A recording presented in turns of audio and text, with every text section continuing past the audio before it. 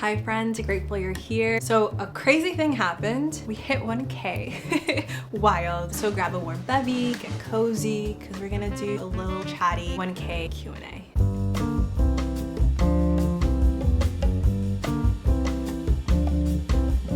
You know, I never do intros on this, so hi, my name is Kat and we read around these streets. We mostly do translated fiction, literary fiction, and contemporary fiction. The fact that there are 1,000 humans subscribed to this channel is wild to me. It feels like just yesterday I was doing several goes of my Booktube newbie tag. I recorded that video so many times over a span of like months. So it's weird to start there and then be here. And I just wanted to say all the loving comments you leave, the warmth, it's definitely felt. It's such a highlight to be able to do this. I'm grateful that y'all humor me, that y'all allow me to make my silly little videos. A big part of my fear was the fear of being perceived, and I feel like y'all make it feel like it's okay for me to be perceived. So again, thank you so much. So questions have been sourced. I have put out like a Q&A bucket on Instagram and on YouTube. It seemed like the questions were about 3 different themes. There were some bookish questions, some Booktube specific questions, and then some life questions. So we'll organize it in that way into those 3 buckets. Not in here.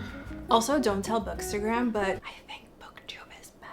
Not better, but I just constantly am comparing sort of the comfort, the honesty, and the candidness I feel on Bookstagram and on here, and it's just like worlds apart. I think in big part it's because of you guys. This is all a very long-winded way of saying y'all are awesome. I appreciate y'all, and I'm excited to continue to play in this space and continue to connect. But I think I've been prologuing enough. Let's just get to the questions. I made agua fresca because it's too hot to have tea or anything. I've been obsessing over this little mug that I got in Mexico City. Isn't she cute? Ah, a doll. She makes me so happy. All right, question time. Favorite book quote so far this year? So I read Mary Oliver's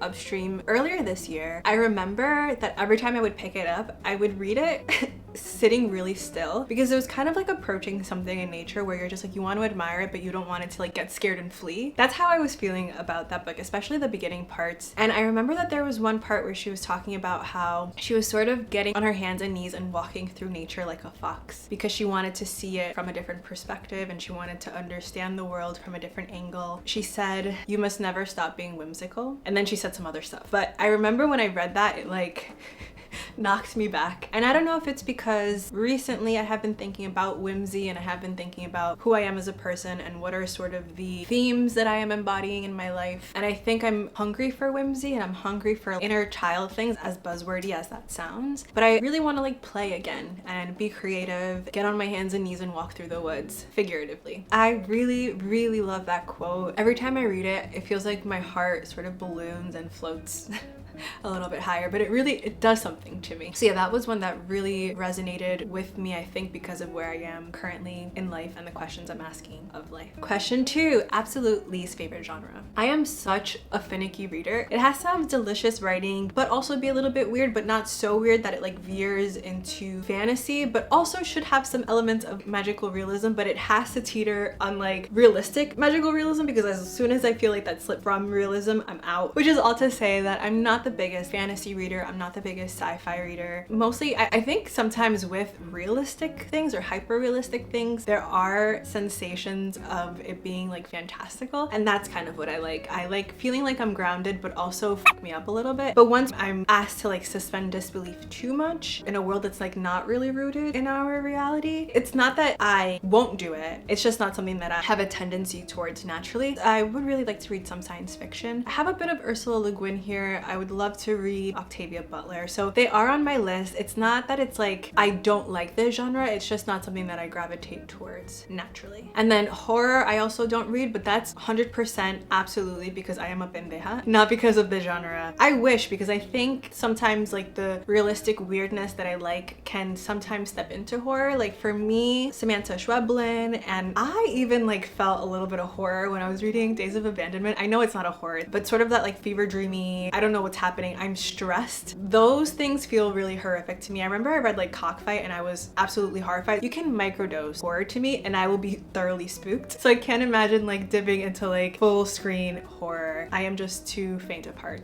before that. Which 5 writers, alive or dead, would you invite to a dinner party? Okay, disclaimer. I would absolutely organize a dinner party, but I would refuse to participate in the dinner party because that kind of social situation stresses me out so much. I would either A, pass out, or B, be so overwhelmed that I would just be like sitting in a corner deadpan. I would not be able to formulate a single thought. I am not good in those kinds of situations. I do not want to meet my heroes, but I will be a wallflower. I will be a fly on the wall in that situation, and I will do it with absolute glee. So all that being said, I think I would invite, obviously, Toni Morrison. I would invite Jamaica Kincaid because I feel like Toni Morrison and Jamaica would like get along really well. And I also think that they're both kind of weird. And I think that a lot of weird shit would come up between them. I think I would also invite Durga Chubos. And I feel like she might just sit next to me in the corner because we are Nook people. But I would invite her as well. And then I would also invite Elena Ferrante, or alternatively, the hired actor that would memorize all the talking points that she would say, and then she would come over. I would also let Ann Goldstein come in her place. But Elena Ferrante, or the spirit of her, because I also kind of feel like, I don't know, I feel like Jamaica, Toni, and Elena would have like really interesting discussions.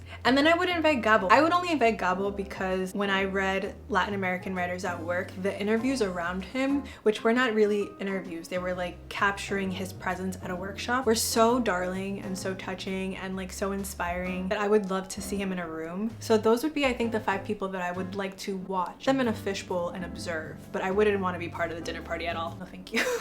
I like got like stress sweats even just thinking about having to say a word at that party, but I think it would be fascinating to watch them all together. Favorite books by Latina writers that are not Guadalupe Nettel. This was really funny.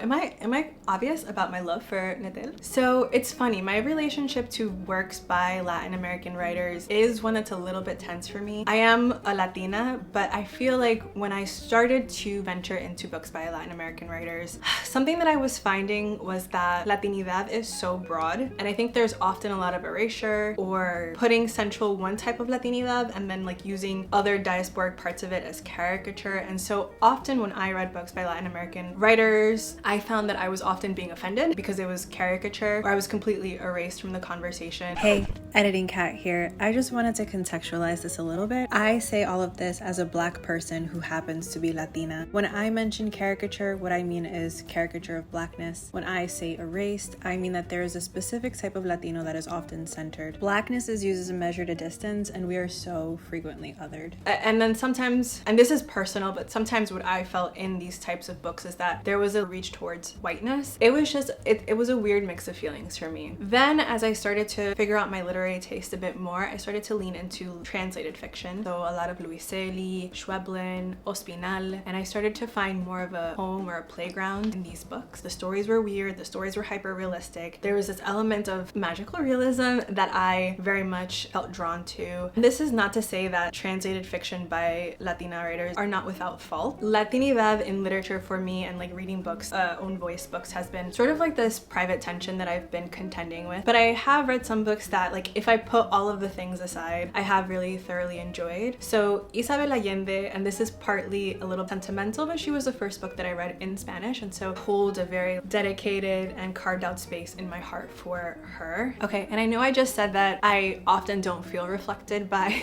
books on Latinidad, but I will say last year I read Post-Traumatic by Chantal V. Johnson. I actually don't know, like I don't see her identity on any like biographies by her, but she did write about an Afro-Latina in New York City who's quite neurotic, and that was the first time, and I've said this many times, that I felt specifically rendered in a book. I was like, oh, this is what everyone means when they are talking about feeling represented in a book, because I hadn't felt that before. But that is like one of my, in terms of like books that I feel captured by, and I will say, because it's a hard book to read and I think there's a lot of the good, the bad, and the ugly in that one, but I did find home, whatever distorted, twisty definition of home is in that book. So yeah, I don't know that I answered the question. I think I'm still looking. I know there's one writer from the Dominican Republic, Rita Indiana, and I've been meaning to read Tentacle by her. Yeah, I don't know. I think it's like a hard thing to navigate, but I am constantly looking for more Latinx voices to read. And I think my sweet spot is more translated literature, not from the US. Honey Bunches of Oats, I have turned the fan on. If you can hear it, I am so sorry. I'm hoping because this mic is this way and I put it on the side, you shouldn't hear it. But if you hear a slight hum, it's because I am melting and I am starting to get hallucinations. So I just don't want to pass out on camera. And I also don't want this to overheat. So hopefully it's okay. But next question, can you do a detailed bookshelf tour? I love this question. I do have to go through my books and haul things, maybe like edit and audit my systems currently because a lot of books have been acquired. I feel like maybe I will do a dedicated bookshelf tour in a separate video just because I feel like there are a lot of books here and that might be like a cool separate video. So stay tuned for that, but I really love this question. Also, if y'all have any other sort of videos that you'd like to see from me, please let me know. I do have a lot of videos scheduled out till like February. I'm curious what you guys are interested in seeing, so yeah, let me know what you guys would be interested in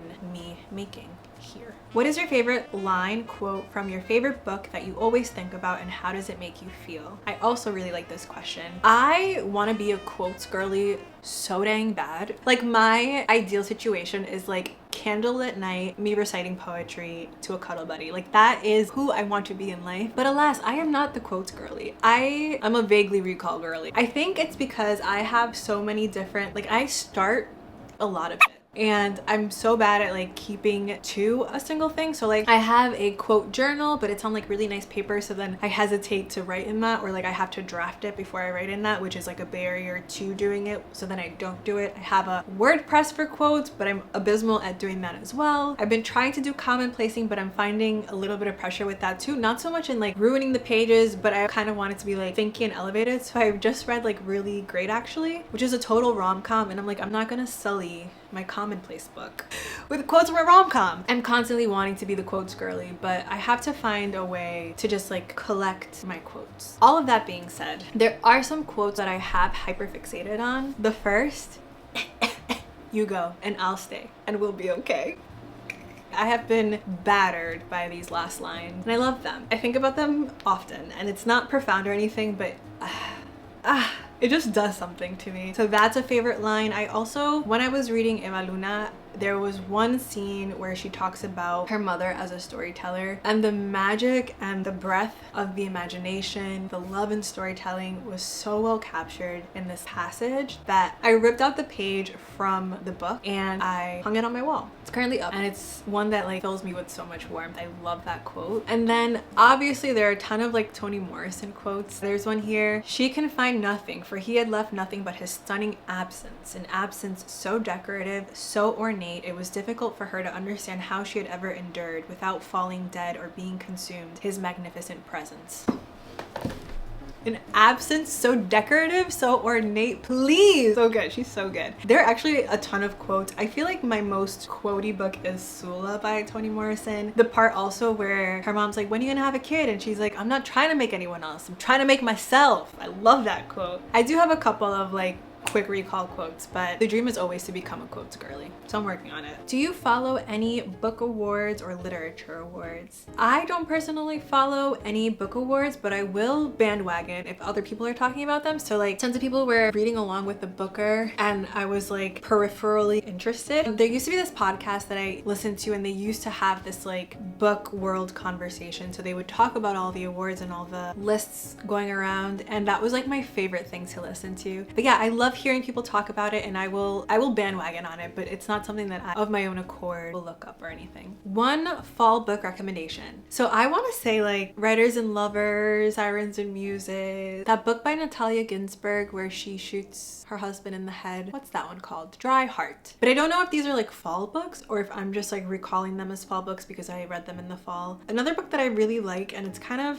I guess, like self-helpy, is Wintering. And I like reading that in the fall because I am one who slips into little saddies during the winter, and that just helps me ready myself for that shift in season and work to reframe sort of my slower pace and my more reclusive tendencies in a helpful way. Favorite book as a kid? Okay, I asked my mom and she said I liked the Dr. Seuss books. I am such a basic bitch. She said I really like green eggs and ham, and she said you really liked the book with the monkeys and the tree, and I was like, that's very broad. But Chicka Chicka Boom Boom was apparently my jam when I was a little one. I was into like Junie B. Jones. I was definitely a Sarah Destin girly, and then we've spoken about this before, but I was a Twihard, as some might call them. I was very much into Twilight. All of the Stephenie Meyer books, like The Host was a banger. That was a good book. Character you most identify with from a book you've read? Most recently there have been two, so I spoke about it before, but Vivian from Post Traumatic was like looking into a freaking mirror, but that was more, I think, related to it as like the first time I've seen an Afro-Latina who is like a little bit estranged from her family in literature, because I think a lot of Latinx books are also very family heavy because we are a very family centered culture. And then the unnamed narrator from Whereabouts, if you took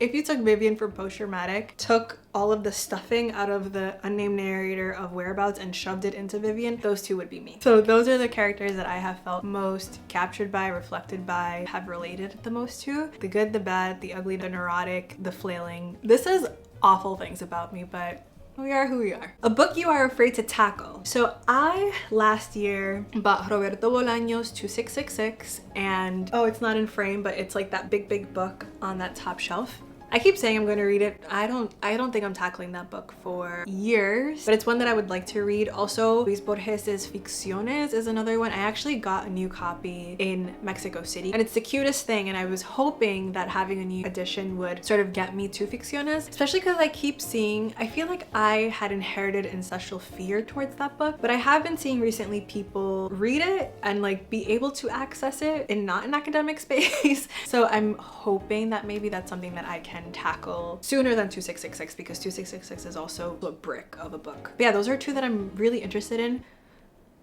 Sorry, I just realized they're both dudes. What kind of book will you never read? Never say never. I am currently on a really long queue for Fourth Wing. So, but for that one, it's because my friends are making their way through ACOTAR and they're gonna do Fourth Wing next. And I just want to be part of the conversation. That's really just like social pressure and FOMO. That's all that is. What book or movie do you want to live in? I don't really read books that romanticize things. I think that my goal is to find a movie where things are romanticized, because I feel like I'm just watching people in their darkest moments, and it's fun. It's a fun thing to do. I highly recommend it. But in terms of wanting to live in those spaces, I'm okay. But I feel like people still do that, right? Like they still write things that are romanticized and make films about romanticized things. So that might be my goal, to seek some of that out. It's funny because I think that a lot of the times I seek like romanticized content, but not art that romanticizes. That's an interesting, yeah. Anyway, what was the last book that gave you such a thrill you're still chasing that feeling? Okay, so I'm gonna define thrill as like an addictive, propulsive read, and I definitely think that the last book that did that for me was Acts of Desperation. I will not get tired talking this book up. Yeah, it was the last book that really just like got me in this obsessive pull where I was losing sleep, and like honestly the last book before this was when I still lived at home, before I had graduated college, maybe when I was like 22, 23, and I was reading Thousand Splendid Suns. That is also a book that every time I read it, there's one part of that book that like refuses to let me go. Like I will just read that in like a sitting. But yeah, since then, Acts of Desperation has been that book that gets me caught in a whirlwind. Yellowface took a close second, and it was a thrill in terms of just like how stressed I was by that book. But I think in terms of just like a holistically more scoop you up and hold you hostage kind of book, Acts of Desperation. Favorite book you read so far this year? Whereabouts? Thinking if anything else has come close to it, Acts of Desperation has come close. Upstream is also pretty close to it. Oh my god. I also read CJ Hauser's book this year, but I think my favorite was Whereabouts for sure.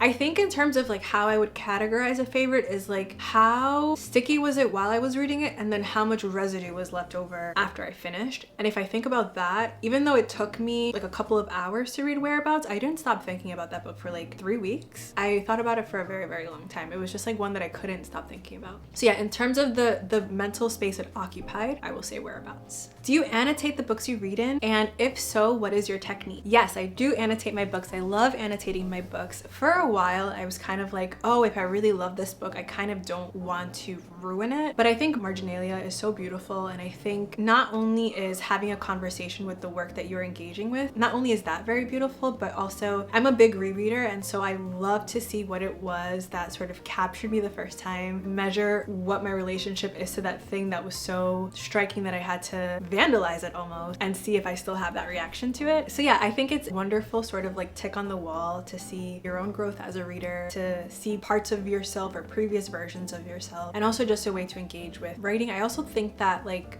the text becomes a bit more alive and more textured when you sort of engage with it, touch it, or like having a tactile experience with it. So that's the only reason why borrowing books from the library is something that like, it's like 80% good for me, but that 20% is the fact that I can't often just like be, you know, with a book. My system, I usually will underline quotes in just like a black inky pen. If it's a book that I am studying, I will create a tab system. I used to have many tabs for many different things, and now I just keep it to like quotes and thought candy. So quotes are things that I want to remember, like lines that I want to remember. And then thought candy is interesting ideas that I want to elaborate on or continue to interrogate and spend some time with. And then my annotations are not always profound. Like a lot of the times I'll just like react. That's why sometimes I think the idea of giving away a book that you have annotated is like a beautiful sort of personal, intimate gift to someone, but my reactions can be pretty banal. I am definitely of the camp that you should love and live in the books that evoke the most in you. And so I'm a very big proponent for marginalia and scribbling and all that good stuff.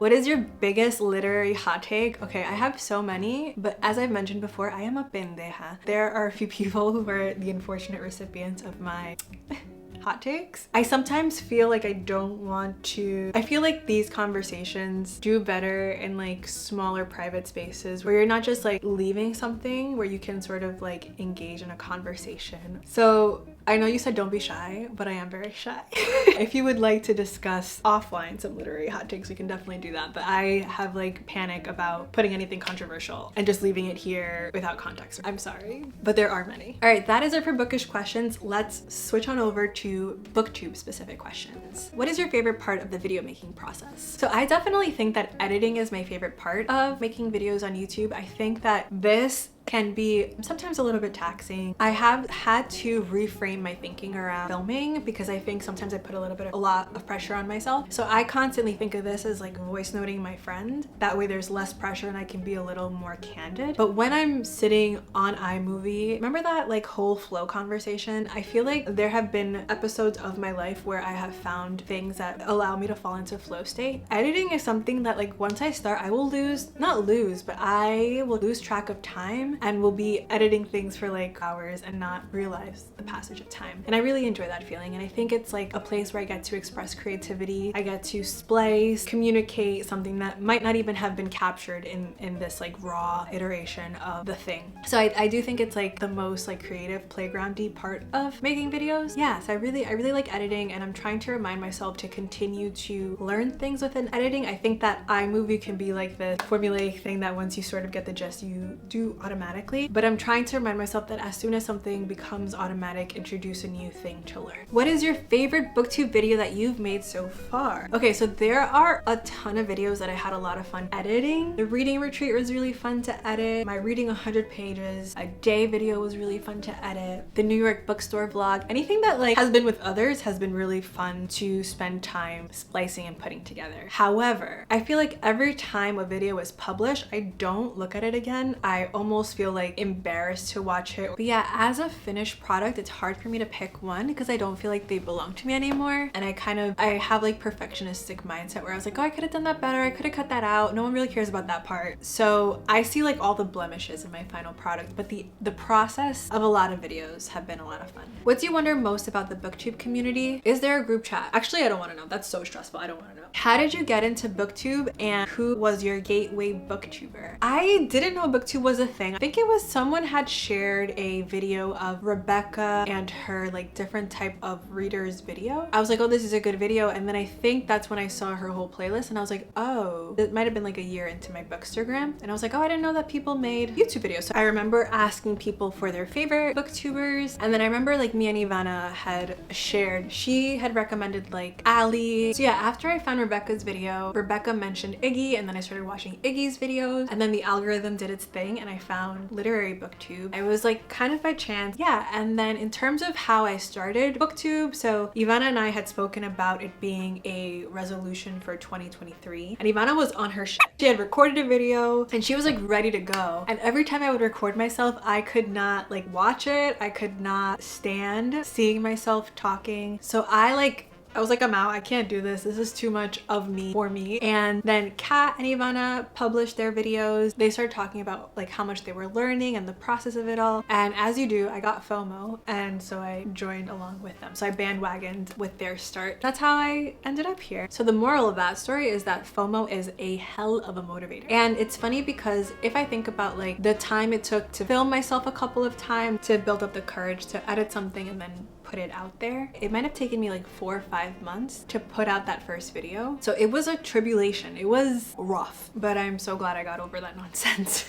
What other YouTube content do you watch? I do also watch a lot of like lifestyle vlogs. One of my favorites of late has been Alexa. She's like a 26-year-old who lives in New York, but I love her videos. And then someone who's newer, who actually works in publishing but is not a booktuber, is Natalie Bautista. She's like a newer lifestyle-y New York City YouTuber. So those are all the booktube questions, and now we're going to switch over to the last little section, which are just some general life questions. Top potential future travel destinations. So I do have some trips in mind. So I am wanting to go to Guatemala. I really want to do that as a solo trip. I had a trip to Ireland booked, but I only had the flight, and then I got overwhelmed by how expensive Ireland was for a solo traveler. And then also I think I was really burnt out this year, and planning anything was like really overwhelming, and so I just dropped it. But I still have the credit, so I would like to go to Ireland. The thing with Ireland is that I feel like you need to drive there. If anyone has been or has any tips on this, the barrier in my head is that I feel like you have to drive there, and I do not want to rent a car by myself, but I also don't know how feasible it is to do like day trips around the things that are away from Dublin, or if I should just like move around Ireland, because I know it's not like too big. But I would probably go during one of the school breaks, so I wouldn't have like tons of time unless I just hold it off until the summer. But I was kind of wanting to do Ireland, Guatemala, and then I might be going to Istanbul, and if not Istanbul, then I'm going to Switzerland. So those are the places that are currently on the horizon. I also might be returning to Ciudad de Mexico with a friend.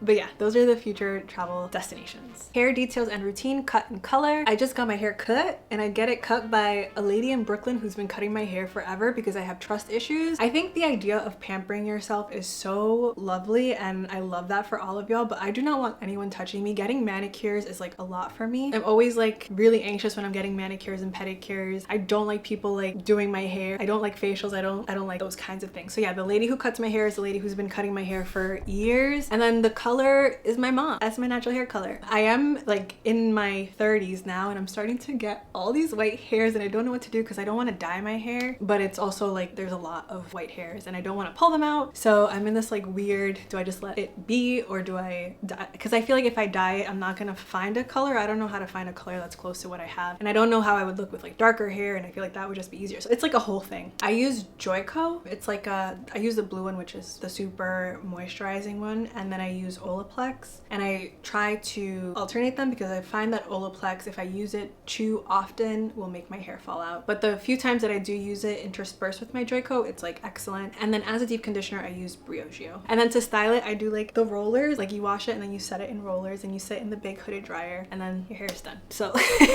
that's the hair stuff. What are some things that make you happy or bring you peace? I am a lover of the simple things. Early mornings, a particularly saturated sunset, tight hugs, a linked arm, postcards, handwritten things, mine or found from a stranger. I remember in a library book, I found this postcard that this person had sent to someone in 1973, and I treasured that with my entire being. Anyway, I like coffee shops and I like Colombian bread. Okay, this is kind of starting to sound like my old Hinge prompt, so we are going to stop.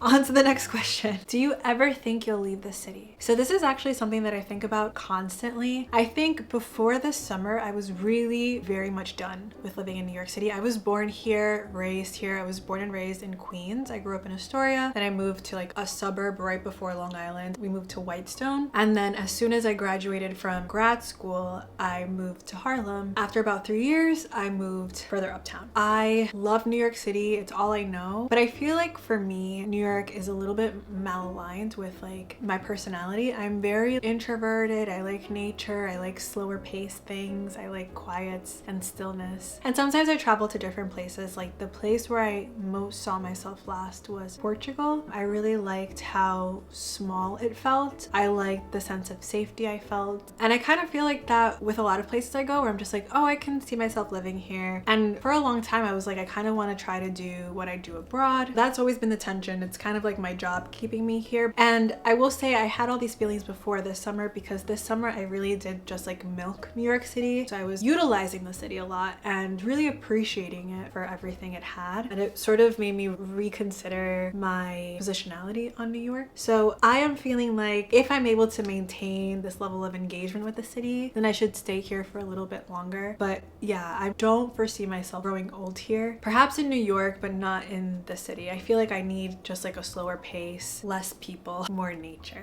What is your favorite meal? My favorite meal, and these are totally sentimental, but like plátanos con salami, mango con salami. My aunt, every time it was like 12 o'clock, she would pull out these big bailas of arroz, habichuelas rojas, pollo guisado. So like those meals feel like home to me. Un sancocho, un sancocho with white rice and an aguacate. I'm hungry. I'm getting so stuffy. I don't know if you can hear it, but I feel like I can't project. I hope I am not mumbling. Favorite movies or TV shows? So I am definitely a TV show over movies girly. I will watch and rewatch TV shows on an embarrassing loop. And I'm actually trying to not rewatch as many TV shows because I do think it's an anxiety thing. But some of the shows that I was constantly rewatching were Insecure on HBO, Love on Netflix. I feel like that's such a great sort of portrait of like when you're first falling in love with someone. Vida on Stars, it's about a Mexican American family living in California and fighting against gentrification in that area. Casa de Papel on Netflix, I think it's called like Money Heist in English, is cultural phenomenon. This is like funny one, but like Good Trouble on Freeform is Chef's Frickin' Kiss. And then all of the literary adaptations, so Normal People, Conversations with Friends, My Brilliant Friend, all of those are like favorites as well. What do you like to do besides reading? Besides reading, I like to be in nature. I used to hike a lot. I don't do it as much anymore because I feel like something that maybe we don't talk about as much is losing your friends to families. So I feel like everyone has sort of like coupled up and become their own like units. And so I feel like I've lost a lot of my friends through just like adulthood. Navigating that space has been difficult, but a lot of like my friends that I used to like hike with, I don't see as often anymore, or it's like hard to schedule time to see each other. So yeah, that was so tangential, but I like hiking. I like moving my body. So I like doing yoga. I like dancing. I like exploring new places. I like traveling. I like people watching. People watching is like one of my favorite things to do. I love journaling. I love starting art projects. I like doing creative projects. I'm trying to get more into like crafts. So I'm looking up a pottery class. Like I said, I like to play. I feel like that's like all of the introverted activities I'm really down for. What is the biggest surprise from having a Booktube channel? Going from Bookstagram to Booktube. And I will definitely say it's the community. It's funny because the more time I spent on Bookstagram, the more self-conscious I became. And I think it's because there is like this mutuality of watching other booktubers and feeling a deeper connection. And also the way that you sort of see familiar faces within the comments, it really does feel like there is a stronger braid of community, and I really enjoy it. And I also think that there is something really wonderful about being able to be less polished and more candid and receiving reinforcement for that, because I think on Bookstagram it can be like very curated and very crafted, but here it's sort of just like more authentic. I really enjoy watching others be in that sort of iteration of themselves. I like knowing that I can be that version. So it's done a lot to like reframe my brain around who I am as a creative person. There has been like this peripheral benefit to Booktube that has really help feed me as a person and just like taking up space. I keep saying I'm grateful, but I am so grateful. But yeah, we did it. Thank you so much again for being in the sandbox with me, so to speak, for taking some time to have a little bit of a different video, a little bit of a chattier video. Like I mentioned before, if there are videos that you would like to see from me, please let me know. As always, let me know what you're reading. Is it good? Should I pick it up too? Thank you so much again, and we'll see each other soon.